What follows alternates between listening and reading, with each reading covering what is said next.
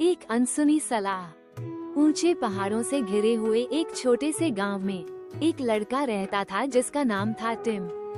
Tim एक जिज्ञासु और साहसी लड़का था, लेकिन उसकी एक समस्या थी, वो कभी किसी की नहीं सुनता था। चाहे वो उसके माता पिता हों, उसके शिक्षक या उसके दोस्त, टिम को लगता था कि वो हमेशा बेहतर जानता है और उसे किसी की सलाह की जरूरत नहीं है। एक सुबह टिम के पिता ने उसे एक महत्वपूर्ण काम दिया। वे बोले, टिम, तुम जंगल में लकड़ी इकट्ठा करने जाओ, लेकिन ध्यान रखना, रास्ता थोड़ा फिसलन भरा है और तुम्हें मुख्य रास्ते पर ही चलना है। टिम ने सिर हिलाया, लेकिन अपने पिता की चेतावनी पर ज्यादा ध्यान न देते हुए जंगल की ओर निकल गया। उसने सोचा, मुझे पूरा यकीन है कि मैं सही रास्ता ढूंढ सकता हूँ, और मुख्य रास्ते को छोड़ते हुए घने पेड़ों के बीच से एक छोटा रास्ता अपनाया। जैसे जैसे टिम जंगल के अंदर बढ़ा, उसने एक बहते हुए पानी की आवाज सुनी। उसने सोचा कि पास ही एक नदी होगी और उसे उसकी ओर देखने का मन किया। वह धीरे धीरे एक छोटी सी पहाड़ी से उतरकर पानी के किनारे तक पहुंच गया। अचानक उसका पैर गीली चट्टानों पर फिसल गया और एक जोरदार आवाज के साथ वो नदी में गिर पड़ा। टिम पूरी तरह से भीग चुका था और वो शर्मिंदा महसूस कर रहा था। उसने सोचा, मैंने अपने पिता की बात क्यों नहीं मानी?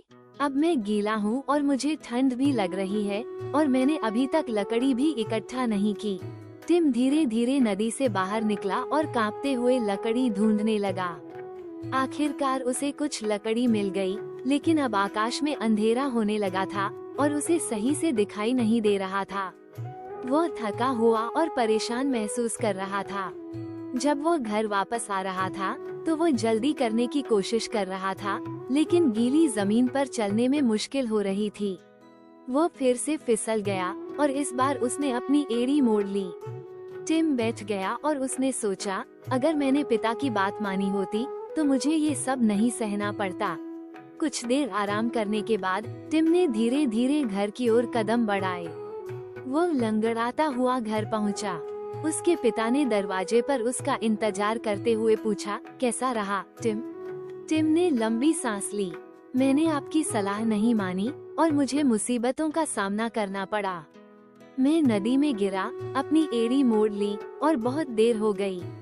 मुझे आपकी बात सुननी चाहिए थी।